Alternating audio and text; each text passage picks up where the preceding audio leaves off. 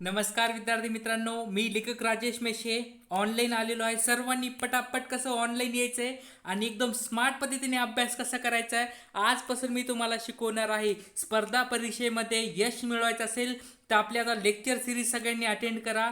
Lecture series आपण आता महाराष्ट्राची भूगोल, मराठी व्याकरण, इतिहास अशा सगळ्या विषयांची आपण काय करणार आहेत आता लेक्चर सिरीज चालू करणार आहोत. आणि ती पण सगळ्यांसाठी कशी मोफत असणार आहे. अजून एक सांगतोय, मोफत लेक्चर सिरीज असणार आहे आणि सगळ्या गोष्टी कशा एकदम गोलीगत तुम्हाला मी शिकवणार आहे. अभ्यास हा कसा करायचा असतोय, एकदम हसत खेळत करायचा असतो विद्यार्थी मित्रांनो.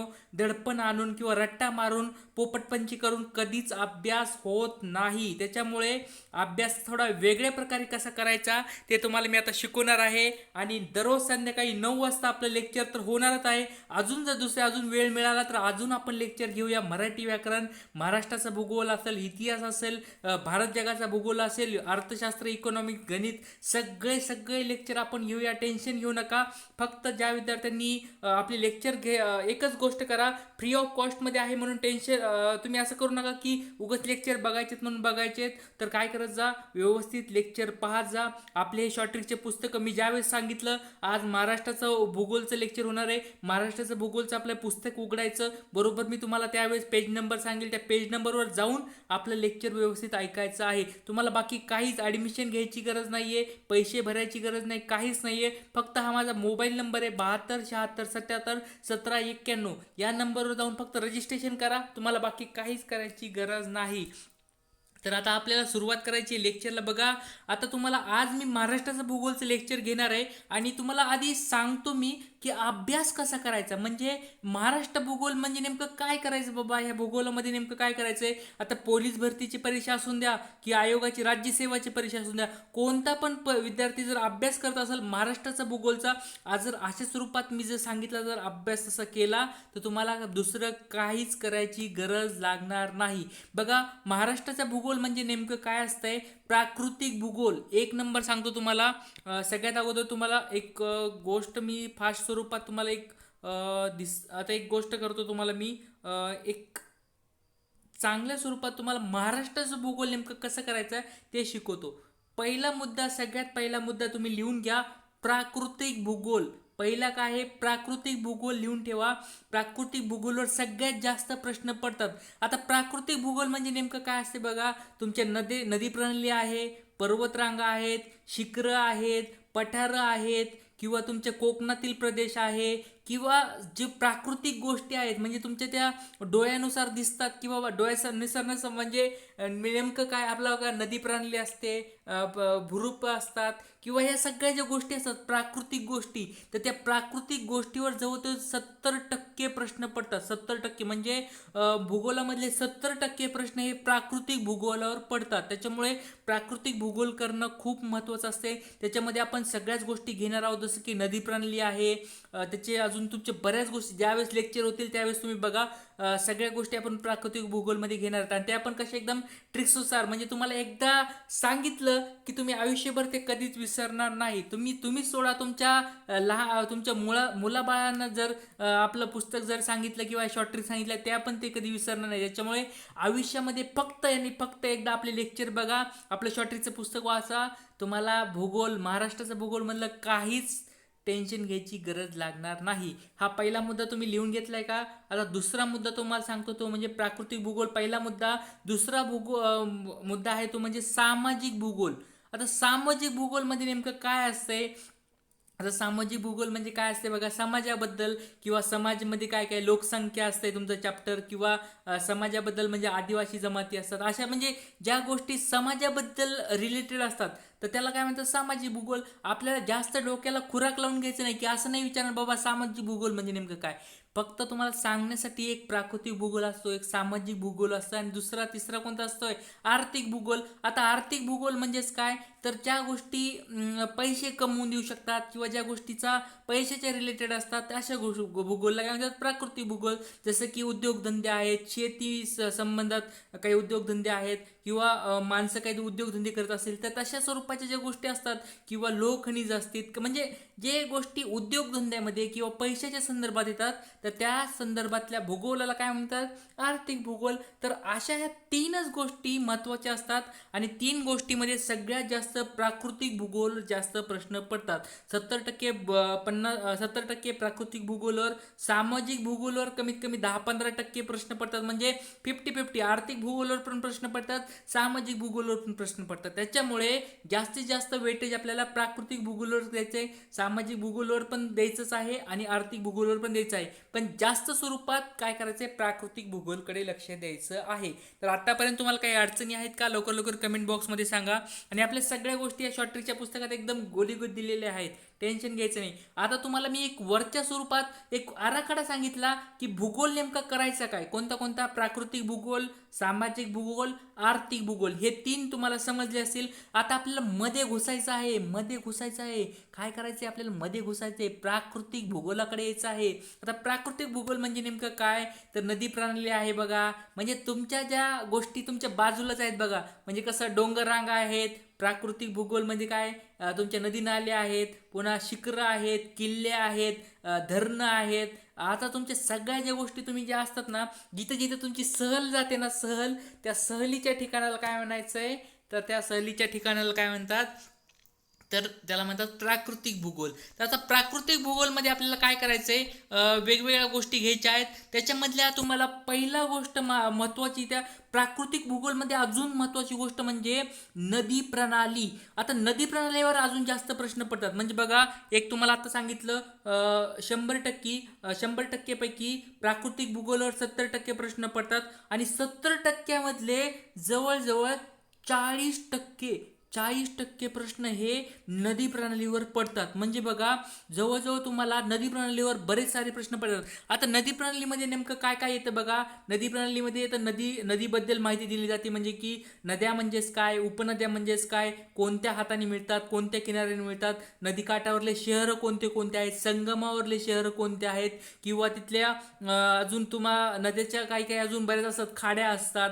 अशा ज्या गोष्टी असतात, किंवा कुठे धरणं बांधले आहेत का बाबा नदीच्या संदर्भात, तर अशा सगळ्या गोष्टी ज्या नदीच्या संदर्भात आहेत, तर त्या अशा सगळ्या गोष्टीला, नदी संदर्भातल्या ज्या गोष्टी असतात त्याला नदीबद्दलचे प्रश्न पडतात. ते गोष्ट आपल्याला आता करावी लागेल. आता आपल्याला पहिली गोष्ट करायची आहे ती म्हणजे नदी प्रणाली. आतापर्यंत तुम्हाला काही अडचणी आहेत का, लवकर लवकर कमेंट बॉक्समध्ये मला सांगत जा. आणि महत्त्वाची गोष्ट म्हणजे मी तुमच्या कमेंट्स वाचत आहे, पण तुमच्या कमेंट्स वाचून जर मी तुम्हाला प्रश्नाचे उत्तर देत राहिलो तर आपलं लेक्चर दुसरीकडे जातं. त्याच्यामुळे मी जास्तीत जास्त शिकवण्याचा प्रयत्न करेन. तुमच्या कमेंट्स मला देत जा. मी आज जरी झालं नाही तर उद्याच्या लेक्चरमध्ये त्या कमेंट्स वाचून तुम्हाला त्याचे उत्तरं देत जाईल. त्याच्यामुळे कमेंट बॉक्समध्ये तुम्हाला प्रश्न तुम्ही विचारू शकता, सजेशन सांगू शकता. सगळ्या गोष्टी तुम्ही एकदम कशा गोलीगत सांगायच्या आहेत. बघा, आता पुढचा प्रश्न महत्त्वाची गोष्ट आपण घेणार आहोत ती म्हणजे नदी प्रणाली आणि जलसिंचन. याच्याकडे आता आपण या टॉपिककडे वळणार आहोत. खूप महत्त्वाचा टॉपिक आहे. आता महत्त्वाची गोष्ट तुम्हाला ही सांगणार आहे की आपण सुरुवातीपासून सगळा महाराष्ट्राचा भूगोल आता कव्हर करणार आहोत. मागे बऱ्याच विद्यार्थ्यांनी आपले नदी प्रणालीवरले लेक्चर पाहिले असतील, त्यांनी पण आता रिपीट म्हणण्यापेक्षा एक रिव्हिजन स्वरूपात आपले हे लेक्चर तुम्ही पहा, कारण खूप महत्त्वाच्या गोष्टी आता मी फास्ट स्वरूपात आता सगळ्या गोष्टी शिकवणार आहे. तर सगळेजण रेडी असताल तर लवकर लवकर कमेंट बॉक्समध्ये सांगायचं आहे, आम्ही सर रेडी आहोत. आणि सर तुम्ही गोलीगत आम्हाला शिकवा, गोलीगत आम्ही शिकून घेऊ आणि गोलीगत आम्ही कसे प्रश्नाची उत्तरं देऊ. त्याच्यामुळे ह्यावेळेस अधिकारी व्हायचं आहे ना, आणि तर त्याच्यामुळे काय करायचं, टेन्शन घ्यायचं नाही. अभ्यास कसा एकदम हसत खेळत करा. आणि महत्त्वाची गोष्ट सांगतो विद्यार्थी मित्रांनो, हसत खेळतच अभ्यास करायचा असतो. रट्टा मारून किंवा डोक्याला टेन्शन घेऊन कधीच अभ्यास होत नाही. आता लेक्चरला मी सुरुवात करणार आहे. बघा, तुम्हाला परीक्षेमध्ये प्रश्न कसे पडतात त्याच्यानुसार मी आता तुम्हाला शिकवणार आहे. आता बघा, परीक्षेमध्ये कसा प्रश्न पडतो की अरे बाबा, येरळा नावाची ही नदी कृष्णा नदीची उपनदी आहे का, असा प्रश्न आता पडत नाही. परीक्षेमध्ये असा प्रश्न पडत नाही. परीक्षेमध्ये प्रश्न पडतो, येरळा नावाची नदी ही कृष्णा नदीला कोणत्या किनाऱ्याने मिळते. आता असा घुमून प्रश्न पडला जातो. किंवा असा पण प्रश्न पडू शकतो की कृष्णा नदीची येरळा नदी ही कोणत्या किनाऱ्याने मिळते, किंवा अजून एक प्रश्न पडू शकतो कृष्णा नदीच्या उजव्या किनाऱ्याने डाव्या किनाऱ्याने मिळणाऱ्या नद्या कोणत्या, किंवा अजून पुढे जाऊन प्रश्न पडू शकतो लेंडी नावाची नदी ही गोदावरी नदीची उपनदी आहे का. अशा एकदम मस्त मस्त. आणि अजून प्रश्न पडू शकतो की या कोणत्या हाताने मिळतात, खोऱ्यामधल्या नद्या आहेत का, जलविभाजक कोणते आहेत. असे सगळे प्रश्न तुम्हाला परीक्षेत पडतात. मग आता याचे सगळे प्रश्न परीक्षेत तर प्रश्न पडतात, मग आता ह्याच्या गोष्टी आपल्याला जाणून घ्याव्या लागतील की अरे बाबा नदी म्हणजेच काय असते, उपनदी म्हणजेच काय असते, नदीचे खोरे म्हणजे काय असते, उपखोरे काय असते, मुख्य खोरे काय असते, जलसिंचन म्हणजे काय असते, नदी प्रणालीचे प्रकार कोणते कोणते आहेत. या सगळ्या गोष्टीवर तुम्हाला बारीक बारीक गोष्टीवर प्रश्न पडतात. आणि असे प्रश्न पडून आपल्याला ह्याचे सगळे तुम्हाला उत्तर देता येणार आहेत. त्याच्यामुळे 2-2 मार्क असे जर घेत गेलात तर तुम्हाला काय होईल, एकदम पैकीच्या पैकी भूगोलामध्ये पैकीच्या पैकी मार्क मिळतील. आणि कसं पोस्ट कशी एकदम मजेशीर स्वरूपात तुम्हाला मिळून जाईल. तर आता बघा सुरुवात करणार आहोत त्या लेक्चरला. एकदम मी डीपमध्ये सांगायचं का तुम्हाला लेक्चर, डीपमध्ये म्हणजे एकदम खोल स्वरूपात, किंवा एकदम तळागाळातल्या विद्यार्थ्यांसाठी, म्हणजे काय म्हणतात की आता ज्यांनी बाबा भूगोलच वाचलेलं नाही अशा विद्यार्थ्यांसाठी पण लेक्चर घ्यायचं आहे का, एक वरच्या लेवलला रिव्हिजनचं लेक्चर घ्यायचं आहे. तुम्ही मला कमेंट बॉक्समध्ये सांगा की हो सर आम्हाला ह्या गोष्टी माहीत आहेत, किंवा सर आम्हाला पहिल्यापासून शिकवा.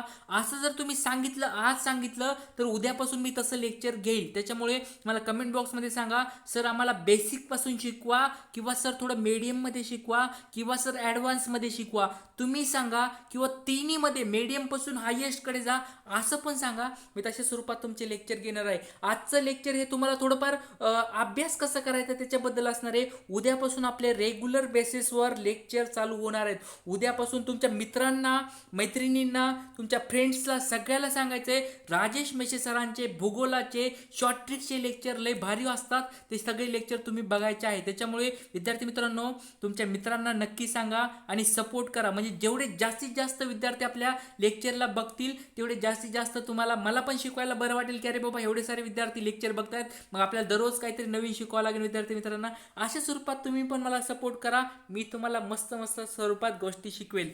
तर बघा आता बरेच दिवस झालं, आता आपल्याला काय करायचं, लेक्चरला सुरुवात करायची आहे.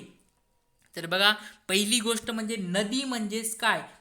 सगळ्यात पहिला म्हणजे सोपं लक्षात घ्या, नदी म्हणजेच काय रे बाबा, नदी म्हणजेच काय असते. सगळ्या लहानपणी बालवाडीतल्या पोरांना पण सांगता येईल की अरे बाबा एक नैसर्गिक पाण्याचा प्रवाह तयार होतो, रुंद असा पाण्याचा प्रवाह तयार होतो, आणि त्याला एक विशिष्ट दिशेने तो व्हायला सुरू होतो, आणि अशा स्वरूपालाच नदी म्हणतात. तर बघा असे छोटे छोटे काय होतात, नदीचे प्रवाह म्हणजे पाण्याचे प्रवाह तयार होतात नैसर्गिकरित्या, आणि ते पाण्याचे प्रवाह व्हायला लागतात, आणि त्याला मोठा आकार मिळतो, आणि आकार मिळून त्याचं काय होतं, नदी होते. तर याला काय म्हणतात, नदी म्हणतात. आता हे तुम्हाला सोपी डेफिनेशन अशा स्वरूपात तुम्हाला प्रश्न परीक्षेत पडत नाहीत, पण परीक्षेत प्रश्न कसा पडतो बघा, नदीचा उगम म्हणजेच काय.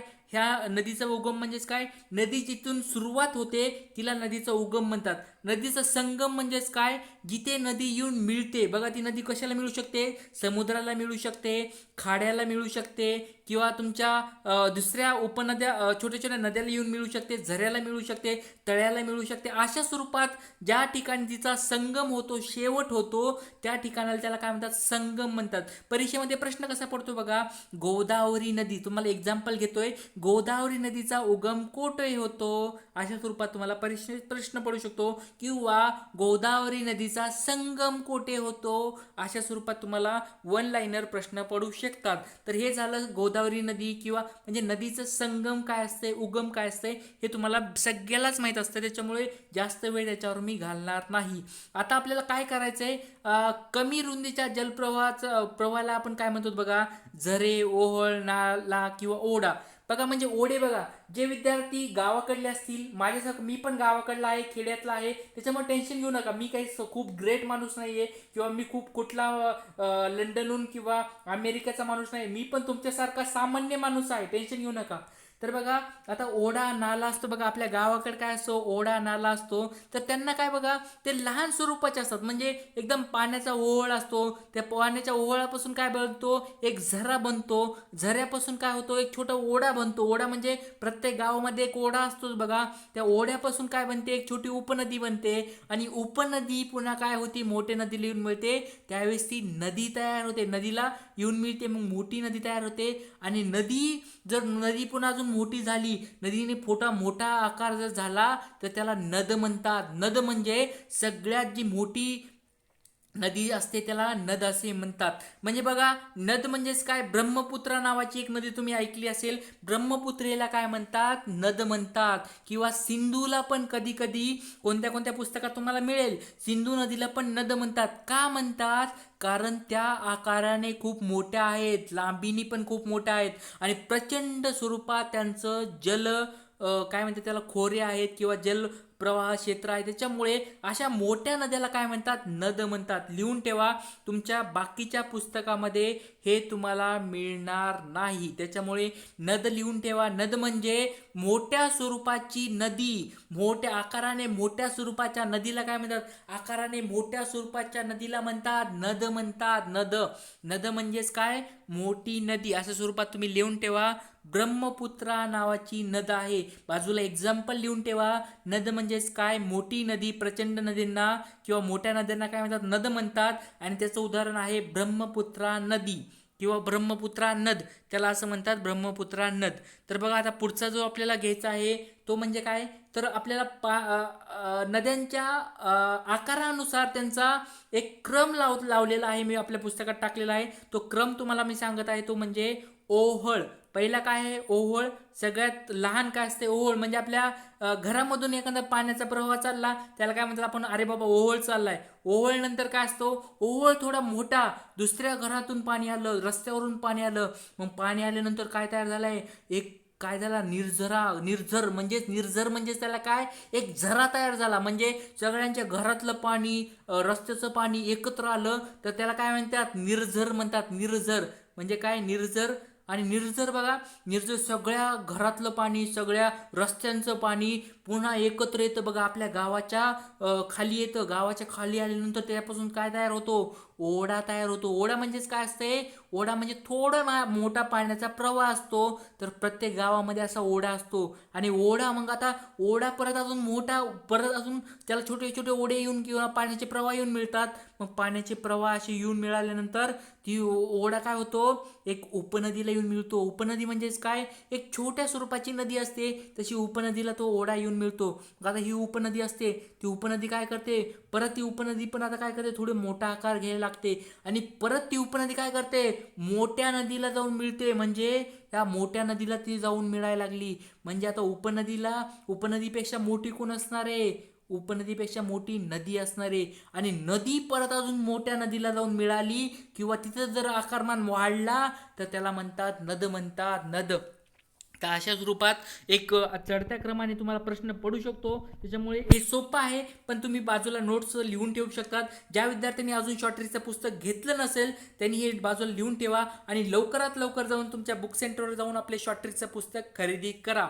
तुम्हाला सांगितलं ओहळ सगळ्यात आधी काय असतो ओहळ असतो, ओहळ पुढे जाऊन काय होतो तयार निर्झर तयार होतो, निर्झर पुढे जाऊन काय होतो ओढ्याला मिळतो, ओढा पुढे जाऊन काय होतो उपनदीला जाऊन मिळतो, उपनदी पुढे जाऊन काय करते मुख्य नदीला मिळते, आणि मुख्य नदी जर मोठी झाली तर तिलाच काय म्हणतात नद असे म्हणतात. तर हे आता आपण नद्यांचं बघितलं. आता आपल्याला पुढे जायचं आहे ते म्हणजे नद्यांच्या वाहण्याची दिशा. आता आपल्याला काय करायचं आहे नद्यांची वाहण्याची दिशा. नदी कशी वाहते एकदम मस्त स्वरूपात बघा, ही नदी आहे आणि नदी वाहायला लागली आहे, तर बघा नदी वाहत आहे एकदम मस्त स्वरूपात.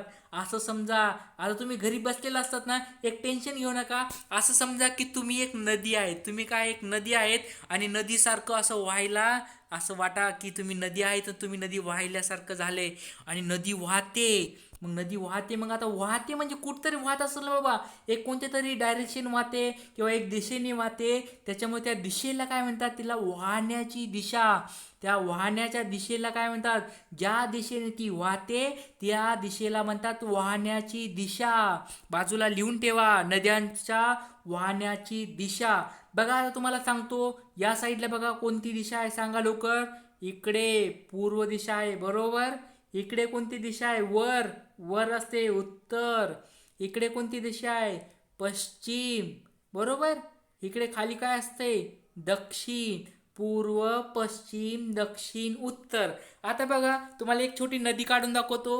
ही समजा एक नदी आहे, बरोबर. आता ही नदी कुठे वाहते, ह्या साईडला वाहते बघा. ह्या साईडला बाण कुठे दाखवलाय, या साईडला बाण दाखवलाय, म्हणजे ही पूर्व वाहिनी नदी आहे. कशी, पूर्वेला, म्हणजे सूर्याकडे चालली आहे, सूर्याकडे चालली. म्हणजेच कोणती नदी कोणत्या दिशेने व्हायला लागली, पूर्व दिशेला व्हायला लागली. म्हणजे ह्या नदीला काय म्हणतात, पूर्व वाहिनी नदी, पूर्व वाहिनी नदी. तर अशा स्वरूपात तुम्ही बघितलं. आता दुसरी नदी आहे की ती नदी कुठे वाहते. आता तुम्हाला कलर चेंज करतो थोडा, म्हणजे तुम्हाला समजेल.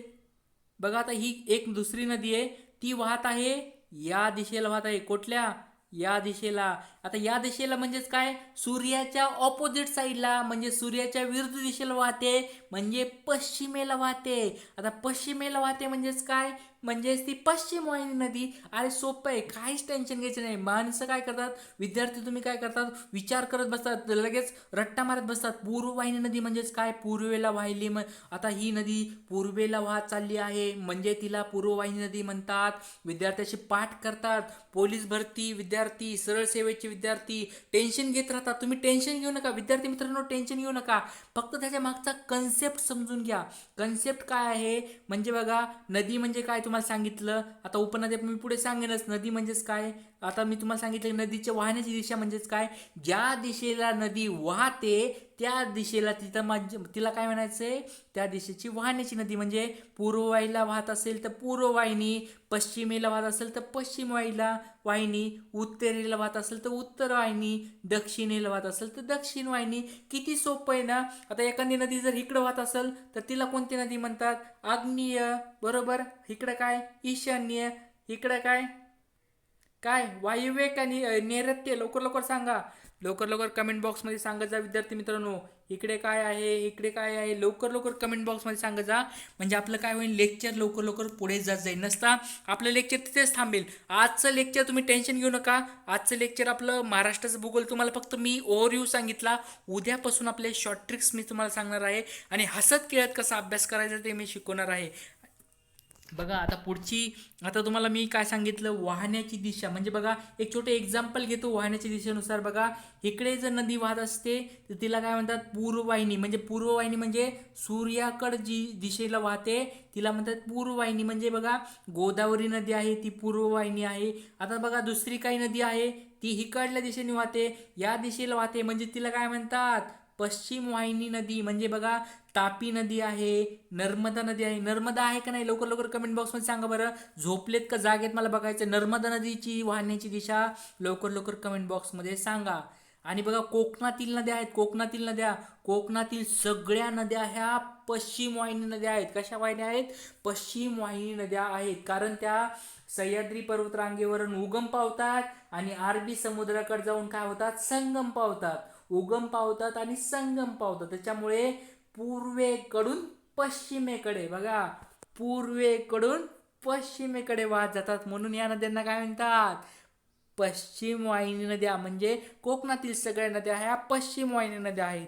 अशा स्वरूपात तुम्हाला नद्यांची वाहण्याची दिशा समजली असेल आतापर्यंत. बघा खूप कमी आता बघा तुम्हाला वाटले असेल 3-4च पॉईंट झाले, पण महत्त्वाचे विद्यार्थी मित्रांनो तुम्हाला सांगायचा प्रयत्नच काय आहे माहिती आहे का, तर हे सोपे जे कन्सेप्ट आहेत ते सोपे कन्सेप्ट तुम्हाला मी करून सांगत आहे. आणि त्यानुसार तुम्हाला आता हळूहळू आपण काय करतो, सोप्यापासून अवघडाकडे चाललो आहोत. आपण काय करतात, सोप्यापासून अवघडाकडे चाललो आहोत. आता बघा पुढचा जो मुद्दा आहे तो म्हणजे मुख्य नदी म्हणजेच काय आणि उपनदी म्हणजेच काय. तर या गोष्टीवर आता आपण बोलणार आहोत. आतापर्यंत तुमचे काही प्रश्न असतील लवकर लवकर कमेंट बॉक्समध्ये मला विचारायचं आहे. आता मुख्य नदी म्हणजेच काय बाबा, मुख्य नदी म्हणजे अशी नदी, कलर चेंज करतोय थोडं विद्यार्थी मित्रांनो याचा, बरं ठीक आहे.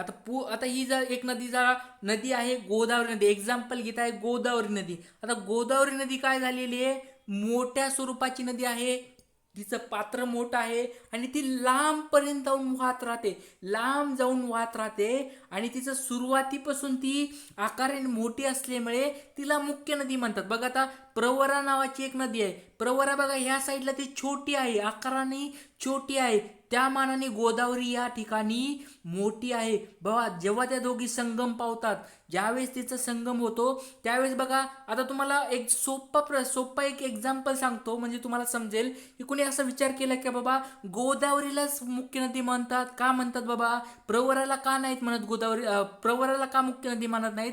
कारण तुम्हाला सांगतो, ज्यावेळेस गोदावरी नदी असते, ज्यावेळेस त्यांचा संगम ज्यावेळेस होतो तेव्हापासून चेक केलं जातं, मागं चेक केलं जातं ती नदी कोणती मोठी आहे.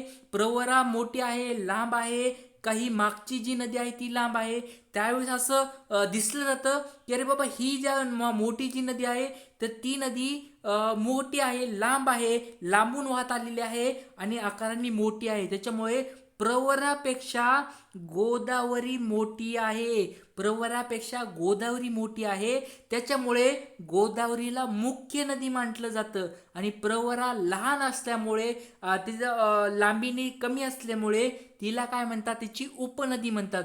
जेव्हा प्रवरा आता इथे येऊन प्रवरा कुठे येऊन मिळते बघा गोदावरीला, कुठे लवकर लवकर सांगा, नेवासाला येऊन मिळते का, लवकर लवकर सांगा. याच्यात शॉर्ट ट्रिक्स मी तुम्हाला घेतल्या आहेत. प्रवरा, मुळा, नेवासा येथे मिळतात बरोबर. आता प्रवरा आणि गोदावरी कुठे मिळतात सांगा बरं, लवकर लवकर कमेंट बॉक्समध्ये सांगा मला. टोकेचं नाव ऐकले का कोणी? टोके गोदावरीला प्रवरा टोके म्हणजे टोकणे. आपण म्हणत नाहीत का, अगं आपण जर बाईक घरातून चालली, गोदावरी नवरी असते आणि प्रवरा नवरा असतो, प्रवरा काय म्हणतो, अगं का मला सारखं सारखं टोकत असतेस ग, मी बाहेर चाललो की मला टोकत राहते, सारखं टोकत राहते मला, उगच तू, आपण म्हणत नाहीत का उगच मांजर आडवी गेली, तसं गोदावरी काय करत असते, सारखं त्याला मांजर सारखे आडवत असते प्रवराला. म्हणजे गोदावरी प्रवराला टोके म्हणजे बोलणे किंवा टोकून बोलणे, तर तशा स्वरूपात टोके या ठिकाणी त्या दोघींचा संगम होतो. म्हणून प्रवरा छोटी असल्यामुळे तिला म्हणतात उपनदी आणि गोदावरी मोठी आहे म्हणून लांबीनी जास्त आहे. मागून उगमपासून त्या दोघीच्या उगमपासून जर चेक केलं तर गोदावरी लांबीनी जास्त आहे, मोठ्या स्वरूपाची आहे. त्यामुळे गोदावरीला म्हणतात मुख्य नदी आणि प्रवराला म्हणतात उपनदी. एकदम सोपं आहे. बघा आपण काय म्हणतो बघा, एखादा म्हणतो ना का शेठ, आपण म्हणतो का साहेब या. साहेब कसे असतात, मोठे असतात, त्यांच्याकडे पैसा पाणी जास्त असतो, त्यांच्याकडे नोकरी धंदे असतात, त्याच्यामुळे साहेबांना आपण काय म्हणतात, मोठे म्हणतो, म्हणजे ते मुख्य असतात. आणि आपण कसे असतात, गरीब असतो, गरीब असल्यामुळे आपल्याकडे पैसे पण नसतात, त्याच्यामुळे आपण झालो तो उपनदी, म्हणजे आपण झालो तो उप आणि ते झाले मुख्य. अशा स्वरूपात म्हणजे गोदावरी काय झाली, मोठी आहे, लांबीनी जास्त आहे, त्याच्यामुळे तिला म्हणतात बाबा मुख्य नदी. आणि प्रवरा कशी आहे, लहान आहे, लहान, रुंदीने कमी आहे, परत अजून लांबीनी पण कमी आहे, त्याच्यामुळे तिला म्हणला तो उपनदी. अशा स्वरूपात मुख्य नदी आणि उपनदी तुम्हाला कळाले असेल. आता आपण आतापर्यंत तुम्हाला काही अडचणी असतील तर लवकर लवकर कमेंट बॉक्समध्ये सांगायचं आहे. तर अशा स्वरूपात तुम्हाला परीक्षेमध्ये प्रश्न पडतात की बाबा गोदावरी नदीच्या उपनद्या ओळखा आणि खाली तुम्हाला नद्या दिलेल्या असतात त्याच्यामधल्या नद्या तुम्हाला ओळखायच्या असतात. तर आता तुम्हाला तुम्हाला आधी काय शिकवतो मी, बेसिक म्हणजे काय, नदी म्हणजेच काय, नद म्हणजे काय, उपनदी म्हणजेच काय, मुख्य नदी म्हणजेच काय, वाहण्याची दिशा म्हणजे काय, या तुम्हाला बारीक कन्सेप्ट कळाल्या तुम्हाला पुढे काहीच अवघड जाणार नाही. त्याच्यामुळे आणि महत्त्वाची गोष्ट म्हणजे बाकीच्या पुस्तकात तुम्हाला या सोप्या सोप्या गोष्टी सांगितल्या जाणार नाही. त्याच्यामुळे आपल्या शॉर्ट ट्रिकच्या पुस्तकामध्ये बघा, तुम्हाला अजून एक सांगतो, तुम्ही कोणतं पण पुस्तक वापरा, कोणतं पण वाचा, पण अशा स्वरूपात बारीक गोष्टी तुम्हाला भूगोलाच्या सांगितल्याच नाहीत. कारण मी सगळे पुस्तकं मी पण वाचलेले आहेत, त्याच्यामुळे बाकीच्या पुस्तकापेक्षा आपल्या पुस्तकात मी जास्तीत जास्त आणि सोप्या पद्धतीने मी सगळ्या डेटा टाकलेला आहे. आणि रचना पण बघा किती मस्त स्वरूपात मी आपल्या पुस्तकाची रचना केलेली आहे. त्याच्यामुळे आपले शॉर्ट ट्रिक्सचे पुस्तक वाचा, तुम्हाला याचं काहीच टेन्शन येणार नाही. अशा स्वरूपात आजचं लेक्चर तुम्हाला कसं वाटलं, अशा स्वरूपात सगळे लेक्चर महाराष्ट्र महाराष्ट्राचा भूगोल आपण फडशा पाडणार आहोत, महाराष्ट्राचा भूगोल सगळा कव्हर करणार आहोत, परत मराठी व्याकरण सगळं घेणार आहोत, इतिहास घेणार आहोत, भूगोल घेणार आहोत, भारताचा भूगोल घेणार आहोत, सगळ्या गोष्टी एकदम मस्त स्वरूपात घेणार आहोत. फक्त एक गोष्ट करत जा, तुमच्या मित्रांना नक्की सांगा आणि जेवढे जास्तीत जास्त मुलं जॉईन होतील पाहतील तेवढं जास्तीत जास्त आपण त्यांना शिकवायचा प्रयत्न करू. त्याच्यामुळे तुम्ही नक्कीच याचा फायदा घ्या. रजिस्ट्रेशन करा. बघा हा माझा मोबाईल नंबर आहे 72 74 77 1791. हा मोबाईल नंबरवर जाऊन तुम्ही तुमचं नाव, तुम्ही कशी तयारी करतात, तुमचा जिल्हा कोणता आहे हे फक्त मला मोबाईल नंबरवर सांगा. तुम्हाला मी रजिस्ट्रेशन करून घेतो आणि दररोज आपले लेक्चरचे तुम्हाला काय होतील लिंक त्याच्यानंतर भेटायला लागतील. आणि आपले सगळे शॉर्ट ट्रिकचे पुस्तकं तुम्ही खरेदी करा आणि तुमच्या मित्रांना पण नक्की सांगा. विद्यार्थी मित्रांनो, तुमच्यापुरतं राहू नका, तुमच्या मित्रांना पण नक्की सांगा. कारण बघा लेखक राजेश मेहताचा होऊन देणार आहोत थोडाफार फायदा. तुमचा मी फ्रीमध्ये लेक्चर घेणार आहे का नाही, तुमचे फ्रीमध्ये मी लेक्चर घेणार आहे, थोडंफार माझं पण सांगा की अरे बाबा राजेश मेहते सरांचे पुस्तक वाच बाबा, लय भारी पुस्तक आहेत. राजेश मेहते सरांना सपोर्ट करा अशा स्वरूपात आणि हसत खेळत अभ्यास करा. विद्यार्थी मित्रांनो, एक अजून महत्त्वाची गोष्ट सांगतो, मी तुमच्यासाठी अशी मी भाषेची शैली वापरत आहे. मी खरं तर सॉफ्टवेअर इंजिनियर आहे, पुण्यामध्ये राहतो. मी इंग्लिश फटाफट बोलतो, त्याच्यामध्ये काही टेन्शन नाही. एकदम अमेरिका, इंग्लंड सगळे माणसं मी क्लायंट आम्ही हे करतो, इंग्लिशमध्ये बोलतो. पण तुमच्याबरोबर बोलताना, विद्यार्थ्याबरोबर बोलताना मला एक वेगळाच आनंद होतो. त्याच्यामुळे तुमच्या भाषेमध्ये, ग्रामीण विद्यार्थ्याच्या भाषेमध्ये मी बोलत असतो आणि मी पण ग्रामीणचाच आहे. त्याच्यामुळे मला येते भाषा, मला चांगली मराठी पण बोलता येते, शुद्ध मराठी पण येते. पण तुमच्यासाठी मी चांगल्या अशा स्वरूपात एकदम हसत खेळत अभ्यास तुम्हाला शिकवणार आहे. त्याच्यामुळे नक्कीच सपोर्ट करा आणि तुम्हाला काहीतरी अडचण आली तर मला सांगा. आणि अशा स्वरूपात आपले मराठी व्याकरण, महाराष्ट्र भूगोलचे लेक्चर होणार आहेत, ते नक्कीच बघत राहा. थोडं जर फास्ट जात असेल तसं सांगा, तर मी उद्यापासून थोडं हळू पण घेत जाईल. तर आज मी इथेच थांबणार आहे. लेक्चर कसं वाटलं सगळ्यांनी मला कमेंट बॉक्समध्ये सांगायचं आहे. आज मी इथंच थांबतोय. उद्या संध्याकाळी 9 वाजता सगळ्यांनी मला भेटायचं आहे उद्या. आणि काही तुमच्या अडचणी असल्या तर कमेंट बॉक्समध्ये पण सांगायच्या आहेत. तर आज आपण इथेच थांबूया. सगळ्यांना माझा जय हिंद, जय महाराष्ट्र.